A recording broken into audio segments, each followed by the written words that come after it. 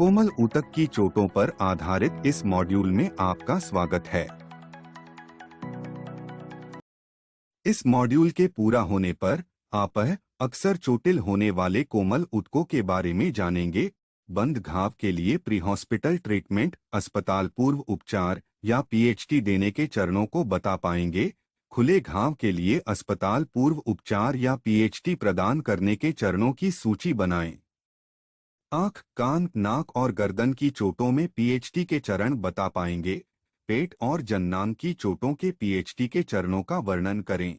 शरीर के किसी खास हिस्से से खून बहने को रोकने के लिए ड्रेसिंग, मलहम और बैंडेज पट्टी के इस्तेमाल को समझा पाएंगे। स्वयंसेवकों की भूमिका को समझ पाएंगे। आइए समझते हैं कि कोमल ऊतक क्या है। कोमल ऊतक शरीर के विभिन्न अंगों को जोड़ने, सहारा देने और उन्हें चारों ओर से घेरे रखने का काम करते हैं। शरीर के ज्यादातर भागों में कोमल ऊतक पाए जाते हैं। कोमल ऊतकों के अंतर्गत लसिका वाहिकाएं, स्नायु, रक्त वाहिकाएं, वसा, मांसपेशी, स्नायुबंधन, उपास्थि और अन्य तंतु ऊतक आते हैं। कोमल ऊतकों को लगने वाली ज्यादातर चोटों में तेज, अप्रत्याशित या अनियंत्रित गतिविधियों के कारण पहुंचने वाला आघात या अन्य कारक हैं। हालांकि लंबे समय तक ज्यादा इस्तेमाल करके या लगातार थकी हुई संरचना, विशेषकर मांसपेशी कंडरा के कारण भी कोमल ऊतकों को नुकसान पहुंच सकता है।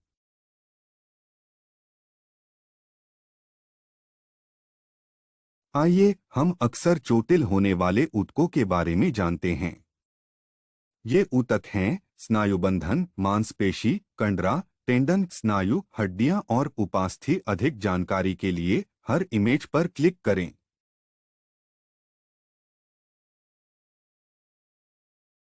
घुटने में एंटीरियर क्रूशिएट लिगामेंट और मीडियल कोलैटरल लिगामेंट, कलाई या हाथ में अल्नार कोलैटरल लिगामेंट और रीढ़ की हड्डी में इंटरस्पाइनस लिगामेंट ऐसे लिगामेंट स्नायुबंधन हैं जिन्हें अक्सर चोट लगती रहती है।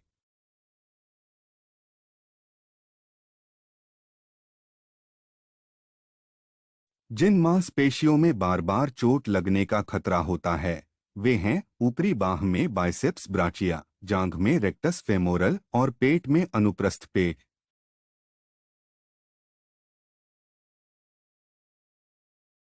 घुटने में पटेला टेंडन, पैर या टांग के निचले भाग में कैल्केनी या अक्लीस टेंडन और कंधे या कोहनी में बाइसेप्स टेंडन ऐसे टेंडन हैं जिन्हें अक्सर चोट लगती रहती है।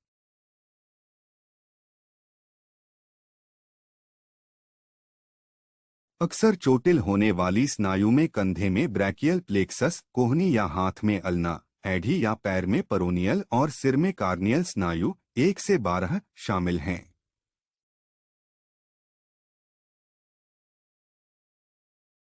पैर में फीमर हड्डी, हाथ में ह्यूमरस, धड़, टॉर्सो में पसलियां, रिब्स, पैर में मेटाटार्सल 1 से 6 और हाथ में मेटाकार्पल्स 1 से 6 ऐसी हड्डियां हैं जिन्हें अक्सर चोट लगती रहती है।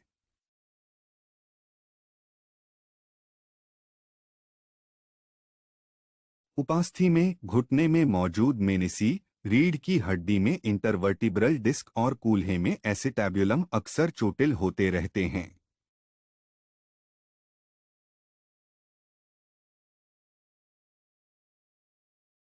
आइए अब कोमल ऊतकों के बारे में आपकी समझ को परखने के लिए एक गतिविधि करते हैं। उचित विकल्प को चुनकर वाक्य को पूरा करें और सबमिट करें बटन पर क्लिक करें।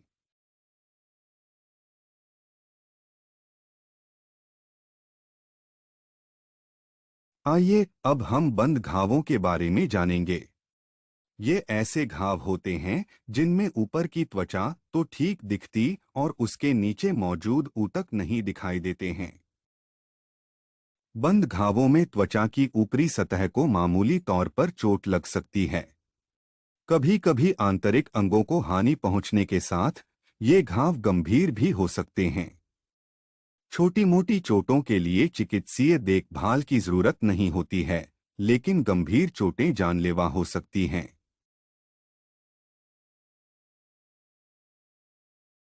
आमतौर पर गिरने या कार दुर्घटनाओं में शरीर के किसी कुंद ब्लंट वस्तु से सीधे चोट लगने पर बंद घाव हो जाते हैं। इसमें भले ही त्वचा ऊपर से ठीक लगे, लेकिन त्वचा के नीचे मौजूद मांसपेशी, आंतरिक अंगों और हड्डियों को चोट लग सकती है। बंद घावों की पहचान करने के कई संकेत हैं, जैसे कि सूजन आना, त्वचा कोमल होना, त्वचा का रंग उड़ना और संभावित विकृति आना। आइए अब हम बंद घावों के प्रकार के बारे में जानेंगे। बंद घावों के प्रकार कंट्रूशन, नीला पड़ना, हेमाटोमा, रक्त का जमाव और क्रश कुचलने से लगी चोट इंजरी है। अधिक जानकारी के लिए हर इमेज पर क्लिक करें। कंट्रूशन खेलकूद में लगने वाली आम चोट है, जहां सीधे चोट लगने पर छोटी रक्तवाहिकाएं और केशिकाएं, मांसपेशी और उनके नीचे मौजूद ऊतक के साथ साथ आंतरिक अंगों और कभी-कभी हड्डियों को नुकसान पहुंच सकता है। कंटूजन में दर्दनाक खरोंच आने के साथ त्वचा का रंग लाल से नीले रंग में बदल जाता है, जो कि त्वचा के चोटिल हिस्से पर फैल जाता है।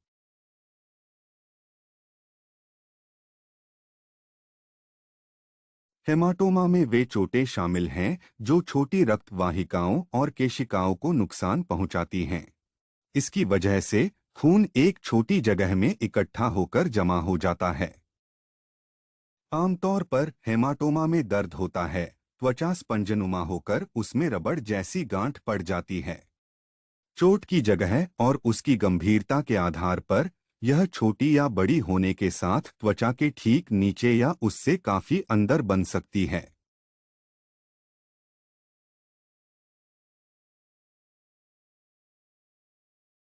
आमतौर पर क्रश इंजरी किसी बाहरी उच्च दाब वाले बल द्वारा शरीर को दो सतहों के बीच कुचले जाने के कारण होती है। चोट और दर्द का स्तर हल्की फुल्की खरोंच से लेकर शरीर के कुचले भाग के पिस जाने के बीच हो सकता है। यह चोट के स्थान, दायरे, अवधि और उस वस्तु की ताकत पर निर्भर करता है जिससे शरीर टकराता है।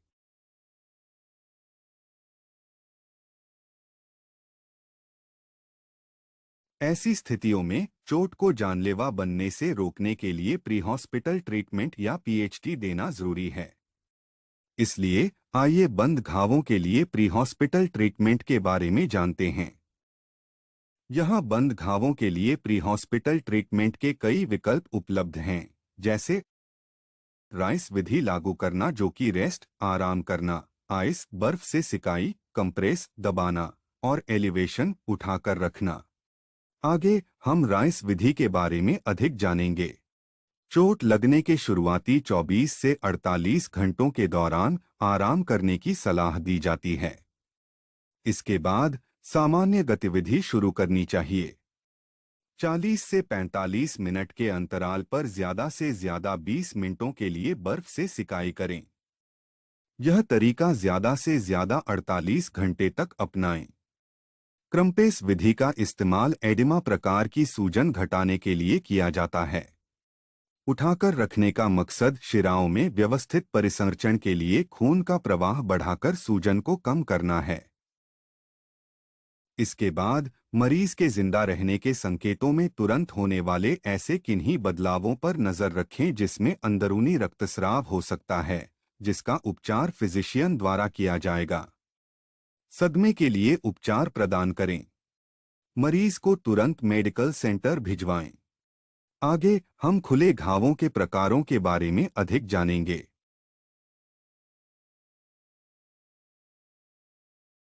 खुले घावों का अर्थ है ऐसे घाव जिसमें त्वचा फट या छिल जाती है और उसके नीचे मौजूद ऊतक बाहर से दिखने लगते हैं।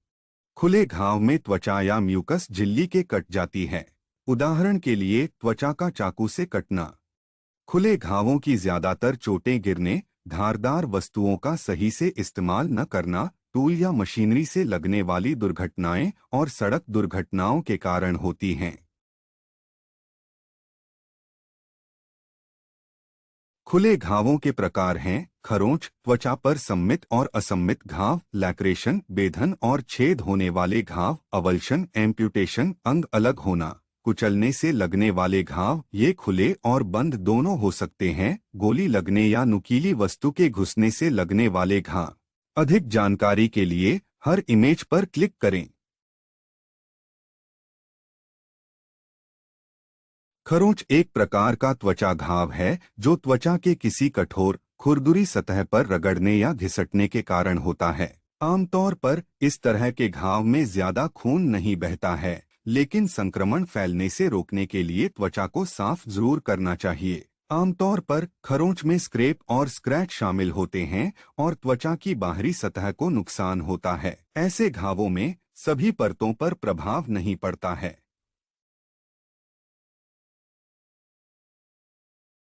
लैक्रेशन त्वचा पर होने वाला खरोंच किस्म का घाव है। एब्रेशन खरोंच के विपरीत इसमें त्वचा गायब नहीं होती है। आमतौर पर इस तरह का घाव किसी धारदार वस्तु जैसे कि कांच के टुकड़े से कट जाने पर बनता है। लैक्रेशन से खून काफी तेजी और ज्यादा मात्रा में बह सकता है। इसकी विशेषताएं इस प्रकार हैं: महीन या दांतों वाली किसी वस्तु से कटना, तेज धार वाली वस्तुओं से कटना, चौड़े मुंह वाली वस्तु से टकराने पर गंभीर झटका या धक्का लगता है। इसमें गहराई का अनुमान लगा पाना नामुमकिन होता है और काफी मात्रा में खून निकलता है।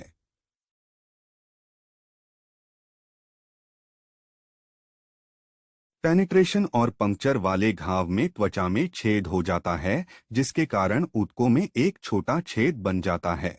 इस घाव में बाहरी रक्तस्राव भले ही कम हुआ हो, लेकिन अंदरूनी रक्तस्राव के कारण अंगों को आंतरिक रूप से नुकसान हो सकता है। उदाहरण के लिए बंदूक की गोली से होने वाला घाव।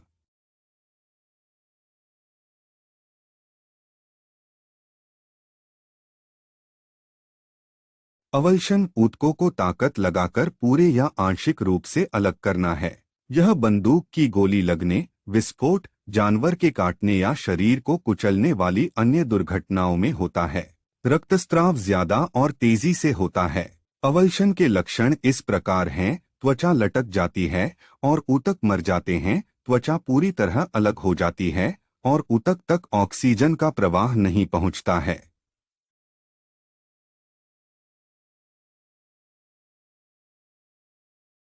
एम्प्यूटेशन किसी चोट, बीमारी या सर्जरी की वजह से किसी अंग का अलग होना है। सर्जरी की स्थिति में इसका इस्तेमाल प्रभावित भुजा में दर्द या संक्रमण को नियंत्रित करने के लिए किया जाता है, जैसे कि मैलिग्नेंसी या गैंग्रीन। कुछ मामलों में लोगों को ऐसी समस्याओं से बचाने के लिए रोकथामकारी उपाय के तौर पर यह तरीका अपनाया जाता है। जन्मजात अपंगता एक विशेष बीमारी है। यह एक जन्मजात विकार है जिसमें कॉन्स्ट्रक्टिव बैंड भ्रूण के अंगों को काट देता है। चोट लगने पर अंगों को काटकर अलग किया जाता है। जब शरीर के किनारे के भाग प्रभावित हुए हों, भयंकर खून बह रहा हो और रक्त वाहिकाओं ने काम करना बंद कर दिया हो।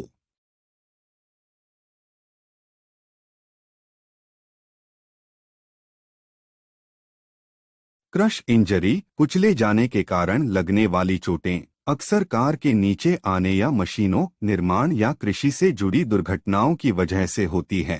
बड़े भूकंप जैसी प्राकृतिक आपदाओं में 3 से 20% लोगों की मौत इमारत के गिरने और उसमें फंसने पर चोट लगने की वजह से होती है।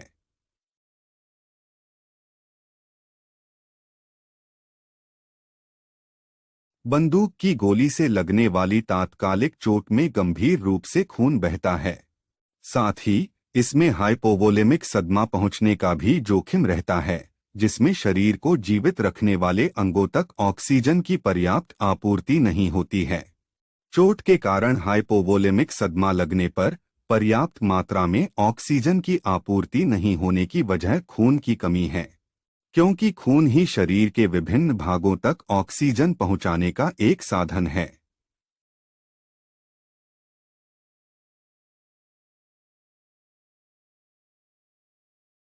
इम्पेल्ड वस्तुएं वे चीजें हैं जिन्होंने शरीर के किसी भी भाग को बेधा है और वे अभी भी शरीर में फंसी हैं।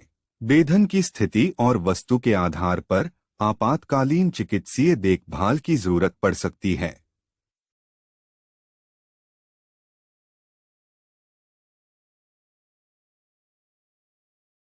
खुले घावों के लिए प्री हॉस्पिटल ट्रीटमेंट के कई विकल्प उपलब्ध हैं, जो कि इस प्रकार हैं। पहला, घाव को खुला छोड़ दें। इसमें शामिल है सभी कपड़े उतार लें और कोमल ऊतकों को खुला छोड़ दें और रोगी के कपड़े उसके सिर से ऊपर खींचकर न निकालें। कपड़े उतारने का सबसे सही तरीका यह है कि उन्हें ट्रॉमा सीजर से काटकर अलग करें। अगले चरण में खून बहने के स्रोत को नियंत्रित करें। शुरुआत में सीधे दाब डालें और चोटिल भाग को ऊपर उठाकर रखें। अगर घाव से खून बहना नहीं रुकता है तो किसी उचित दबाव बिंदु पर किसी दूसरे तरीके से दाब डालें और टर्निकेट का इस्तेमाल सिर्फ अंतिम उपाय के तौर पर करें। गंदगी न जाने दें। घाव की सतह के आसपास मिट्टी और गंदगी को साफ कर दें। घाव में फंसे हुए कणों को निकालने की कोशिश न करें। ड्रेसिंग और पट्टी करें। घाव को ढकने के लिए स्टेराइल ड्रेसिंग का इस्तेमाल करें और उस पर कोई पट्टी बांध दें। इसके अलावा रोगी को सुरक्षा देकर उसे शांत करने की कोशिश करें। सदमे के लिए उपचार प्रदान करें। रोगी को जल्द से जल्द किसी मेडिकल सेंटर पर भिजवाएं।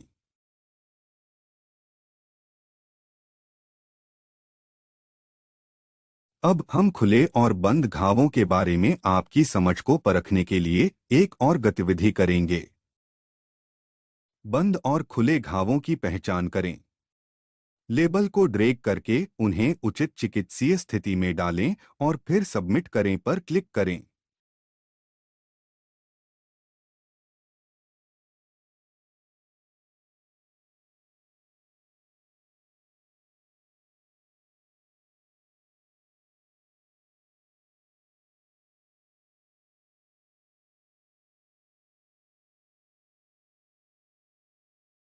अब हम खून बहना रोकने के लिए ड्रेसिंग और पट्टियों के इस्तेमाल के बारे में जानेंगे।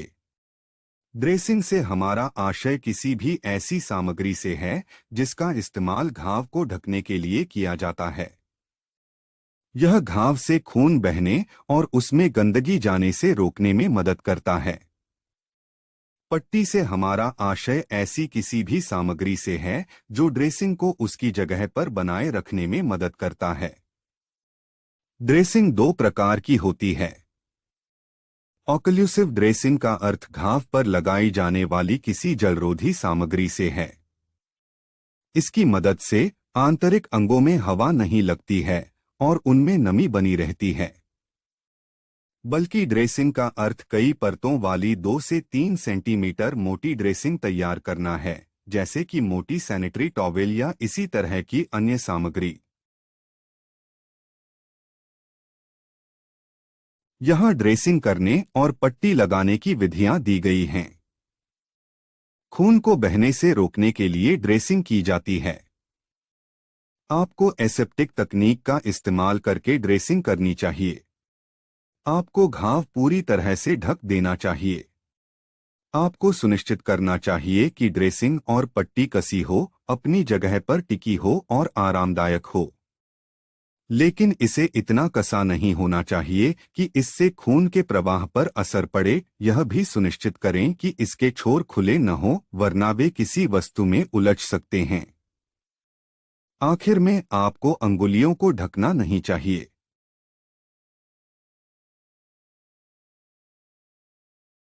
खून को बहने से रोकने के कुछ प्राथमिक सिद्धांत इस प्रकार हैं। सूचना दें, पता लगाएं और दबाएं। आइए हम एक एक करके इन सिद्धांतों के बारे में जानते हैं।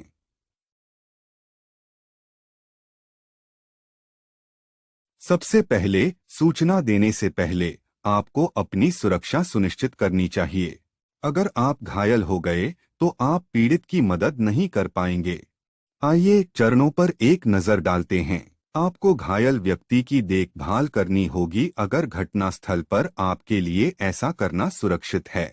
अगर किसी समय आपकी सुरक्षा खतरे में होती है तो वहां से निकल जाएं और अगर संभव हो तो पीड़ित को भी वहां से सुरक्षित निकाल लें और कोई सुरक्षित जगह ढूंढें। आखिर में, खून से फैलने वाले संक्रमण से खुद का बचाव करने के लिए आपको दस्ताने पहनने होंगे अगर वे उपलब्ध हैं। अगला कदम है 112 नंबर पर कॉल करें या किसी व्यक्ति से इस नंबर कॉल करने के लिए बोलें। इससे आपातकालीन चिकित्सीय सेवाओं को सूचना मिल जाएगा और स्थिति को ध्यान में रखते हुए आपातकालीन चिकित्सा सेवाएं या ईएमएस घटनास्थल पर पहुंचेगी। खून बहने की स्थिति में खून बहने का स्रोत ढूंढे। घाव को स्पष्ट देखने के लिए उसके ऊपर पड़े कपड़े को खोलें या हटा दें। इसके बाद जीवन को खतरे में डालने वाले रक्तस्राव को ढूंढें और उसकी पहचान करें। क्या आपको पता है कि जीवन को खतरे में डालने वाला रक्तस्राव क्या है? आइए इसके बारे में सीखते हैं। जीवन को खतरे में डालने वाले रक्तस्राव के कुछ संकेत हैं, जिनमें शामिल है अत्यधिक खून बहना, घाव से लगातार खून बहना, जमीन पर खून जमा होना, खून से लथपथ कपड़े, खून से लथपथ पट्टियां और भुजाओं या हाथ या पैर के किसी हिस्से का शरीर से अलग होना।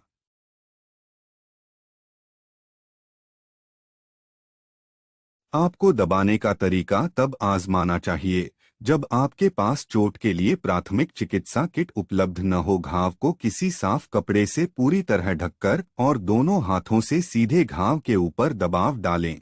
हाथ या पैर से जानलेवा रक्तस्राव होने पर अगर टर्निकेट उपलब्ध है तो उसे टर्निकेट लगाएं।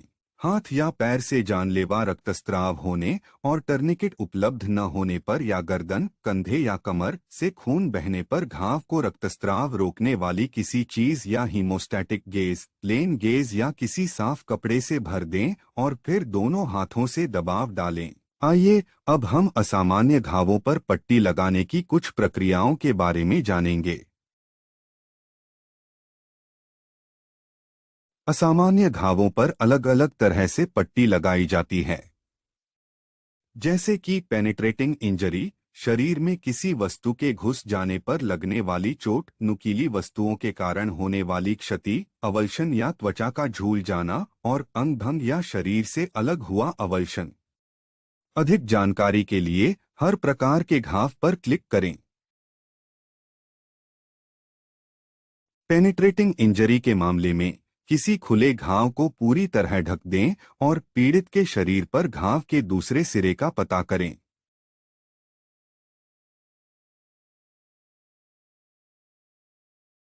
इम्पेल्ड ऑब्जेक्ट से लगने वाली चोट की स्थिति में अंदर घुसी हुई वस्तुओं को बाहर न निकालें, लेकिन गाल में घुसने के कारण वायुमार्ग प्रभावित हो रहा है या सीपीआर देने, रक्तस्राव नियंत्रित करने में किसी तरह की कोई रुकावट आ रही है, तभी उसे निकालें और बल्कि मोटी ड्रेसिंग की मदद से उस वस्तु को स्थिर करें और पट्टी लगाएं।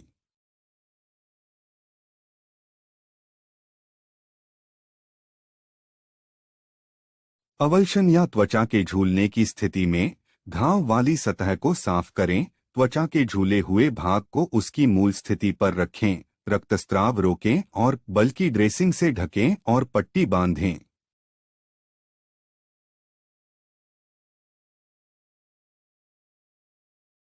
आखिर में अंग भंग होने या शरीर से अलग हुए अवल्शन की स्थिति में घाव को साफ करें, रक्तस्राव रोकें, ड्रेसिंग और पट्टी करें और शरीर के अलग हो गए हिस्से को ठंडा और नम रखें, लेकिन गीला न करें।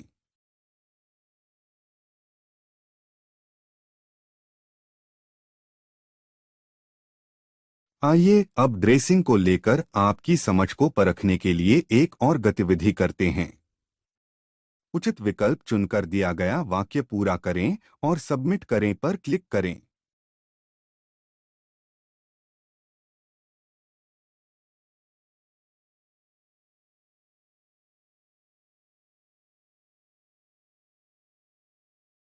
आइए अब हम आंख, कान, नाक और गर्दन पर चोट लगने जैसी विशेष परिस्थितियों में कुछ प्री हॉस्पिटल ट्रीटमेंट के बारे में जानते हैं।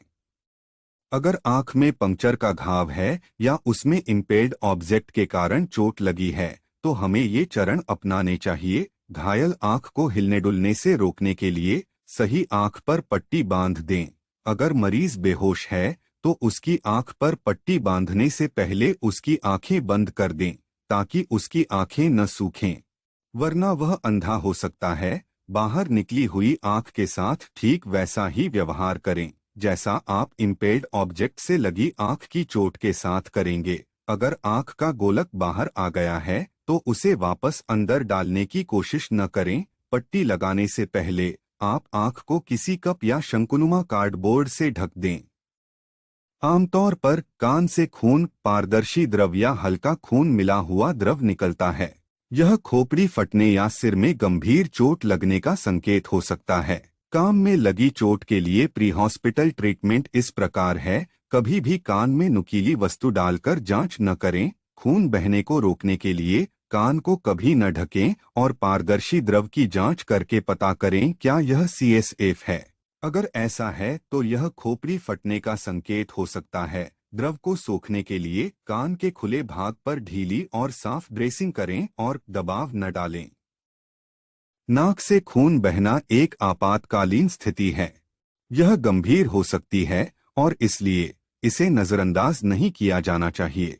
इससे काफी खून बह सकता है जिससे व्यक्ति को सदमा लग सकता है। अगर मरीज की खोपड़ी के फटने या रीढ़ की हड्डी में चोट लगने की संभावना है तो खून को बहने से रोकने की कोशिश न करें। नाक की चोट के लिए प्री हॉस्पिटल ट्रीटमेंट इस प्रकार है। नाक के वायुमार्ग को खुला रखें, नथुनों पर चिमटी लगा दें या ऊपरी होंठ और मसूड़ों के बीच ड्रेसिंग कर दें और हल्का दबाव डालें। मरीज को बिठाकर रखें और उसे हिलने डुलने न दें। अगर आपको नाक के अंदर कोई वस्तु दिखती है तो उसे निकालने की कोशिश न करें और अवल्शन की स्थिति में कंप्रेसिव ड्रेसिंग का इस्तेमाल करें। गर्दन पर चोट लगने के मामले में दिखने वाले घाव या अन्य चोटों से भारी मात्रा में खून बह सकता है या एयर एम्बोलिज्म हो सकता है। कभी कभी मरीज इसमें बोलने में कठिनाई भी महसूस कर सकता है या उसकी आवाज जा सकती है। गर्दन में चोट के लिए प्री हॉस्पिटल ट्रीटमेंट इस प्रकार हैं। सुनिश्चित करें कि वायुमार्ग खुला हो। दस्ताने पहनकर हाथ को घाव के ऊपर रखें। ऑक्लूसिव ड्रेसिंग करें। जरूरत के अनुसार दबाव डालें। ड्रेसिंग पर पट्टी लगाएं और सर्वाइकल स्पाइन को हिलने न दें। आइए अब हम कुछ अग्नाशय और जननांगों से जुड़ी चोटों के बारे में जानते हैं।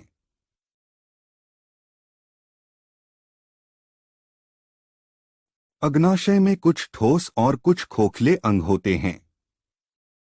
चोटिल खोखले अंगों जैसे कि पेट, बड़ी और छोटी आंत की सामग्री का रिसाव होने, पेरिटोनियल कैविटी में सामग्री गिरने और पाचक एंजाइमों, अम्लों और जीवाणुओं के स्त्राव होने से सूजन आ सकती है।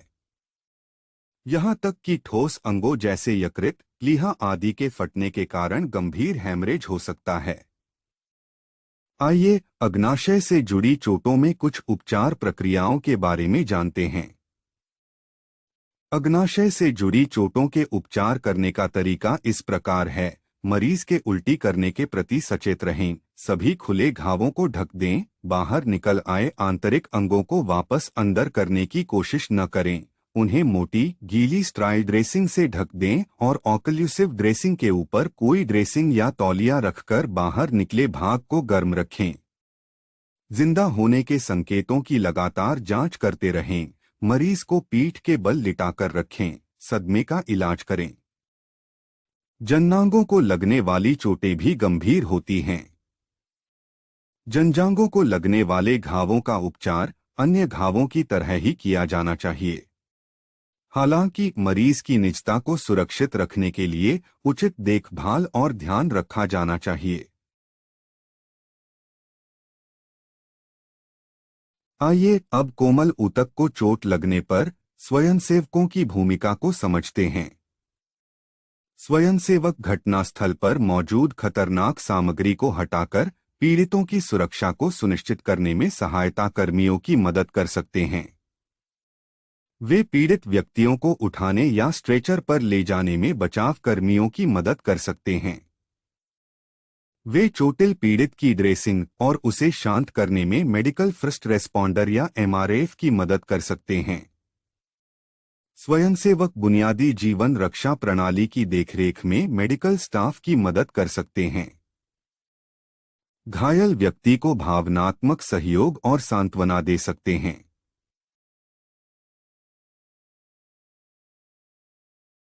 इसी के साथ हम इस मॉड्यूल के अंतिम पड़ाव पर पहुंच गए हैं। आइए हम इस मॉड्यूल में सीखे गए मुख्य बिंदुओं को दोहरा लेते हैं।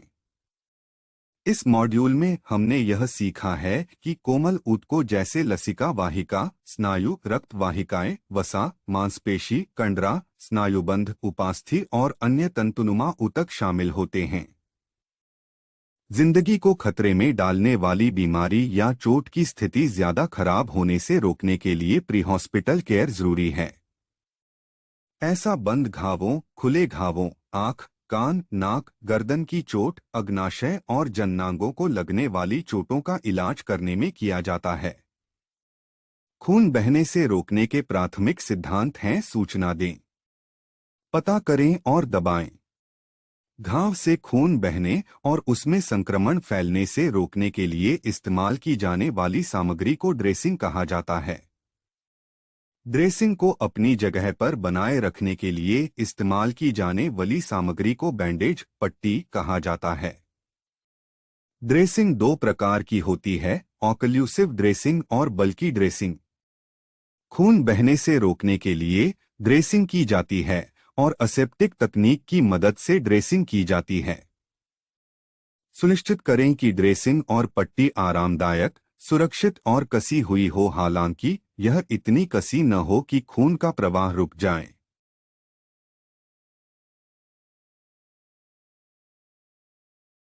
अब आपकी समझ को परखने की बारी है। यह एक मूल्यांकन अभ्यास है। हर सवाल के लिए समान अंक तय किए गए हैं। टेस्ट में सफल होने के लिए कम से कम 60% अंक लाना जरूरी है। सवालों को ध्यान से पढ़ें और उचित विकल्पों को चुनें।